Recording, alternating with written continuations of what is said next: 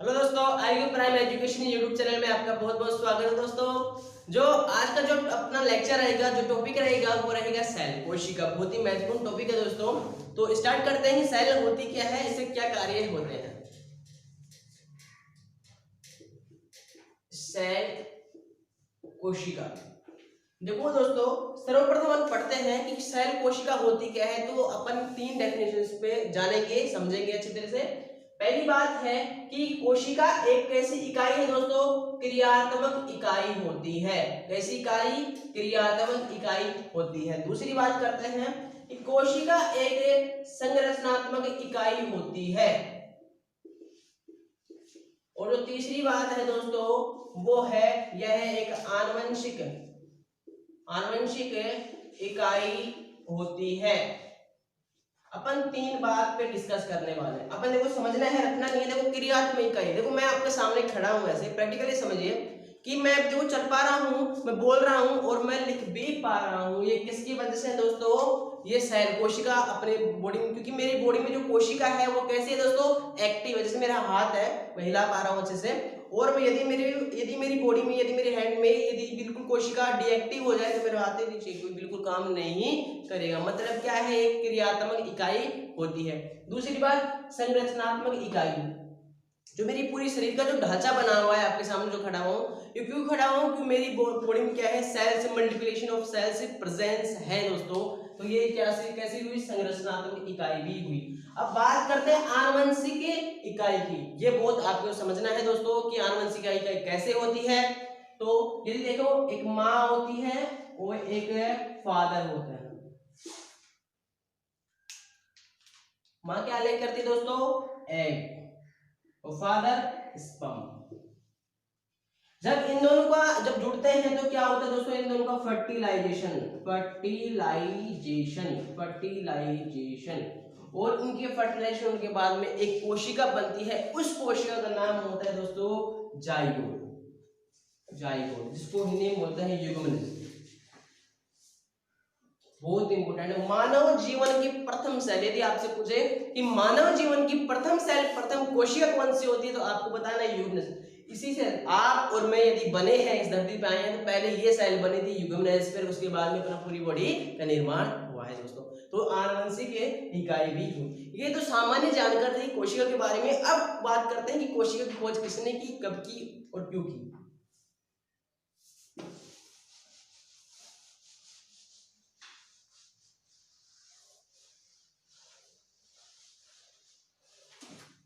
अब देखो दोस्तों, ये तो सभी को पता होगा और आपको भी पता होना चाहिए कि सेल की कोशिका, कॉमन क्वेश्चन है दोस्तों, कि जो सेल है, जो कोशिका है, उसकी खोज करने वाले व्यक्ति कौन थे।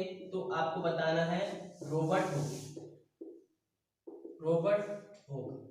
जब कब की, तो आपको बताना है 1665 में इन्होंने किसकी खोज की, कोशिका की खोज। अच्छा, इन्होंने जो खोज की वो कैसी कोशिका थी, मृत कोशिका थी। याद रखना, कैसी कोशिका थी, मृत कोशिका थी। मृत कोशिका माने तो डेड सेल। अच्छा, ये मैं आपको कहानी सुनाता हूं इनकी, कि ऐसा किस पे की, इन्होंने कोर के पे की, कोर जो पेड़ की छाल नहीं आती, पेड़ की छाल, जैसे पेड़ है और पेड़ की जो छाल होती है, उस छाल में वो नीचे गिरी हुई थी। तो बहुत इंक्रीजिंग टाइप के इंसान थे। तो इन्होंने अपने माइक्रोस्कोप में क्या सर्च किया, इन्होंने जो यहाँ पे कोर पे देखा, तो इसके अंदर जो स्ट्रक्चर बना हुआ था दोस्तों, वो रूम लाइक स्ट्रक्चर, ऐसे स्ट्रक्चर बना हुआ था, ऐसे स्ट्रक्चर में ये बना हुआ था, जिनको इन्होंने क्या नाम दिया दोस्तों, सेलुला। इन्होंने नाम दिया, इनको क्या नाम दिया, सेलुला। सेलुला का काम यही था, इन्होंने सेलुला इसको नाम दिया। फिर एक व्यक्ति थे बहुत ही हर्टपिग नाम के, कौन से व्यक्ति थे, हर्टपिग नाम के व्यक्ति थे, जिन्होंने सेलुला को क्या बोला, सेल, कोशिका बोला, सेल। यदि आपसे पूछे कि सेल, कोशिका के नाम, सेल देने वाले व्यक्ति का नाम क्या है, नाम देने वाले व्यक्ति का नाम क्या है, तो बोलना है आपको हर्टपिग बोलना है। ठीक है दोस्तों, ये क्लियर, यहाँ तक कहानी समझ में आई दोस्तों। अब चलते हैं अपना नेक्स्ट प्रोग्राम। यहाँ से प्रोग्राम हो चुका है दोस्तों। अब अगला प्रोग्राम देखते हैं, वो है सैंडी बुक का नाम हो रहा है, वो वोट लिख लीजिए, माइकोग्राफिया। ये वो बुक है दोस्तों जिसमें ये सारी कहानी का जो वर्णन, देखो ये अपना जो वर्णन मिलता है ना दोस्तों, वो इसी पुस्तक से मिलता है, माइथोग्राफी पुस्तक से ही मिलता है। यदि आपसे पूछे कि रॉबर्ट हुक की वह कौन सी पुस्तक है जिनसे हमें उनकी कहानियों का वर्णन पता चलता है दोस्तों, तो आपको बताना है माइथोग्राफिया। ठीक है दोस्तों, अब नेक्स्ट प्रोग्राम पे चलते हैं। आप क्या है,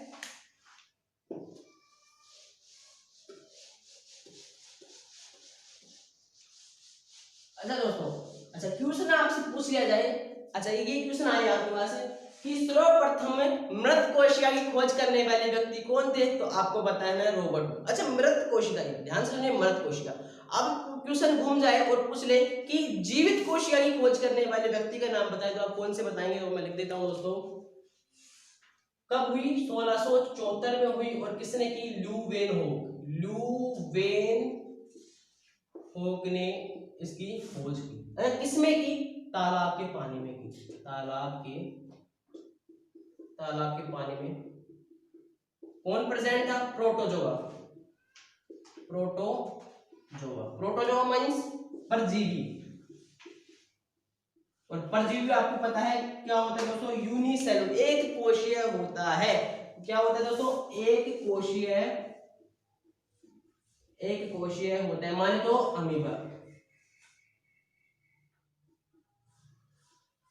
अमीबा, तो इसमें अमीबा प्रोटोजोआ में खोजा था किसको, जीवित कोशिका को। ठीक है दोस्तों, अब चलते हैं सेल थ्योरी पे, कोशिका सिद्धांत पे, बहुत इंपॉर्टेंट है दोस्तों। सेल थ्योरी, कोशिका सिद्धांत क्या है, देखते हैं। सेल थ्योरी, कोशिका सिद्धांत, सेल थ्योरी कोशिका सिद्धांत। दो व्यक्ति थे यहाँ पे, एक का नाम था स्लाइडिंग और दूसरे व्यक्ति था स्वान। जो स्लाइडिंग थे वो एक बोटनिस्ट थे, मतलब पादपों से जुड़े हुए थे, और ये एक जूलॉजिस्ट थे, मतलब जंतुओं से जुड़े हुए थे। कौन, स्वान।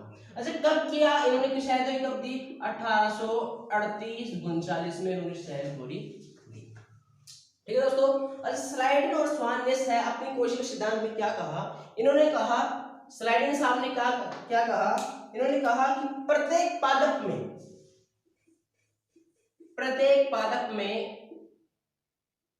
एक कोशिका होती है,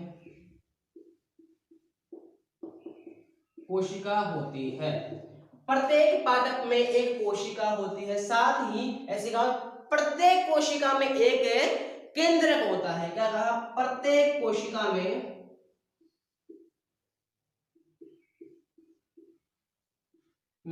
एक केंद्रक होता है, ये किसने कहा, स्लाइडिंग ने। अच्छा स्लाइडिंग ने पादप लिए क्योंकि ये क्या थे, बोटनिस्ट थे, पादप से जुड़े हुए थे। अच्छा यही बात सेम किसने की, स्वान ने, लेकिन स्वान वो तो पादप पे जुड़ा हुआ था और ये जंतुओं से, तो इन्होंने किस पे जोड़ दिया, जंतु पे जोड़ दिया। ठीक है, यही बात सारी। अच्छा इसके बाद में एक वैज्ञानिक आए, वैज्ञानिक ने कहा चलो ठीक है, मानते हैं बात कि प्रत्येक पादप में कोशिका होती, मानते, ठीक है बात आपकी, और प्रत्येक कोशिका में एक केंद्र भी होता, चलो ठीक। अच्छा मुझे ऐसे बताओ कि आपने कहा कि मानव जीवन की प्रथम सेल जायगोट होती है, एक सेल होती है, तो मनुष्य का जो पूरा शरीर है वो कैसे बना, मल्टी सेल डिवीजन कैसे हुआ, नहीं बता पाए, फेल हो गए, चक्कर हो गए।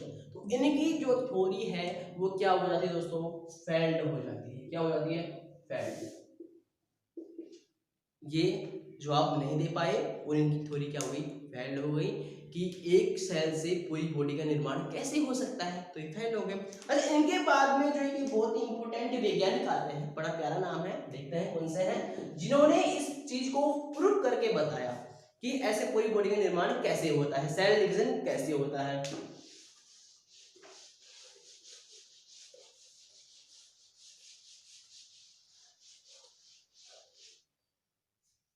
दोस्तों जो वैज्ञानिक था उनका नाम था रुडोल्फ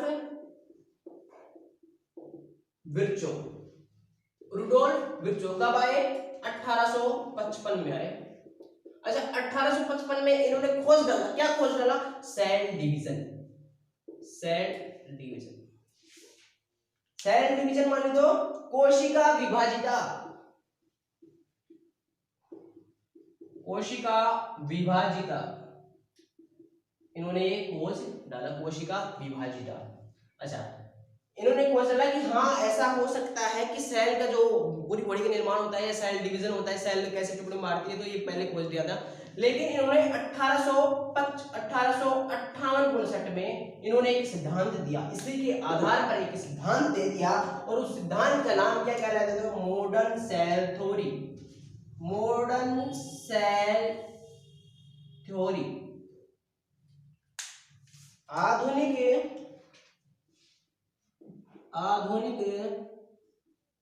कोशिका सिद्धांत, ये कह रहे हैं। अच्छा इन्होंने क्या कहा आधुनिक कोशिका कि जो इन्होंने एक सेंटेंस डायरेक्ट एग्जाम में आता है, याद रखना, इन्होंने एक स्टेटमेंट दे दिया कि ओमनिस सेलुला ई सेलुला। कौन सा स्टेटमेंट दोस्तों? ओमनिस सेलुला। यहां से मैं मिटा देता हूं, इधर लिख देता हूं। क्या क्या था इनका स्टेटमेंट? स्टेटमेंट था जो क्या था कि ओमनिस सेलुला, ओमनिस सेलुला ई सेलुला, ओमनिस सेलुला ई सेलुला। मतलब क्या हुआ कि जो नई सेल होती हैं वो पूर्ववर्ती कोशिका से ही बनती है। मतलब जो नई कोशिकाएं होती हैं वो पूर्ववर्ती कोशिका से बनती हैं। इन्होंने कहा कैसे? मतलब जैसे मान लीजिए कि ये कोई पुरानी कोशिका है, ये कोई पुरानी कोशिका है, इनके डिवीजन होगा तो कितने बनेंगे? 2। अगर इनका होगा तो कितने बनेंगे? 4। इसी तरह से ही सेल डिवीजन होता है, सेल पूरे विभाजित में हो जाते, पूरे भागों में विभाजित हो जाती है। ऐसे अपनी बॉडी का निर्माण हुआ है, ये इन्होंने प्रूफ कर दिया। और इनकी जो स्टेटमेंट डायरेक्ट याद रखना कि ऐसे पूछता है एग्जाम में कि निम्न में से किस वैज्ञानिक का ये कथन है कि ओमनिस सेलुला ई सेलुला। आपको पता है ना दोस्तों, रुडोल्फ विर्चो जो 1855 में सेल डिवीजन लेके आए। ठीक है दोस्तों, तो आगे चलते अपन अब पढ़ते हैं प्लांट पादप की जो कोशिका होती है उसका स्ट्रक्चर पढ़ने के बाद में जो उसके कोशिकांग होते हैं, अंग होते हैं, एक एक अंग को डीपली पढ़ना है दोस्तों। और पढ़ते हैं अपन आगे। अब स्ट्रक्चर जानते हैं दोस्तों, इसका स्ट्रक्चर कौन कौन सा होता है, कौन कौन से भाग कहाँ स्थित होते हैं दोस्तों। डायरेक्ट एग्जाम में क्वेश्चन आते हैं यहाँ से दोस्तों।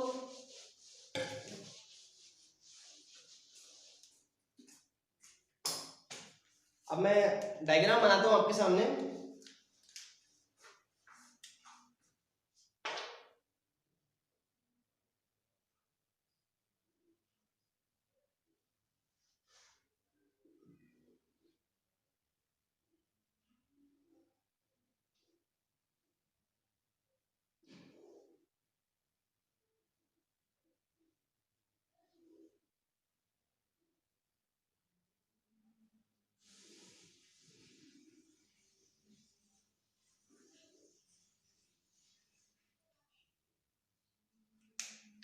दोस्तों जो आपकी वो आउटमोस्ट लेयर दिख रही है, ये वाली फर्स्ट वाली, इसे बोलते हैं सेल वॉल। मतलब सेल वॉल, सेल वॉल इसे बोलते हैं। मतलब है क्या? कोशिका भित्ति, इसको हिंदी में बोलते हैं कोशिका भित्ति,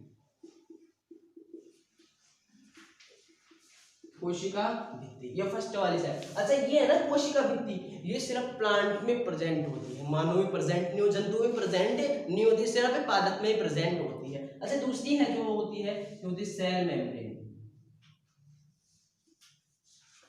जिसको बोलते हैं दोस्तों कोशिका, कोशिका कला, कोशिका कला इसे बोलते हैं सेकंड में। अच्छा अब अंदर वाले पोर्शन में चलते हैं। तो इसमें जो बीच वाला भाग होता है, ये वाला भाग, यहाँ पे एक होता है प्रेजेंट होता है, उसको बोलते हैं रिक्तिका, रिक्तिका। ठीक है दोस्तों, जिसको इंग्लिश में बोलते हैं वैक्यूल। अच्छा ये सेंटर में प्रेजेंट होने के कारण इसका जो केंद्रक होता है प्लांट पादप में, वो साइड में जो बाउंड्री है उसके साइड में चला जाता है। जैसे मैं आपको दर्शाऊं तो ये वाला पोर्शन, ये वाला पोर्शन कौन सा होता है दोस्तों? केंद्र। कौन सा होगा? केंद्र। कौन सा है? केंद्र। और इसमें फ्लूइड है, ठीक है दोस्तों। अब इसमें जो केंद्रक हो गया, रिक्तिका वैक्यूला हुआ। अब इसमें पूरी सेल में एक फ्लूइड लाइक स्ट्रक्चर बना होता है, भरा हुआ होता है।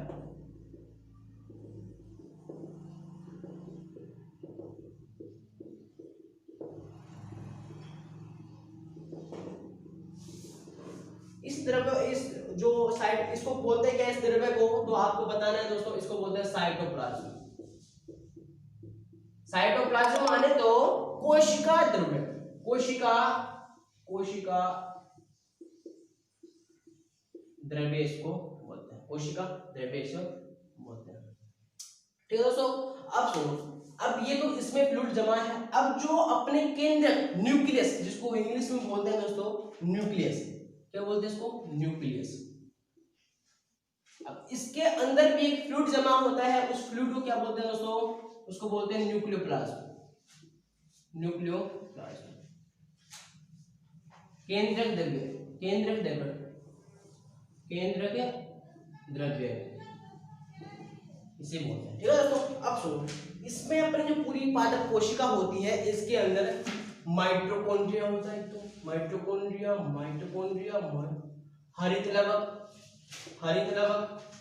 हरित लवक। अब जो क्वेश्चन कैसे पूछेगा आपसे, सुनिएगा कि इसके जो कोशिका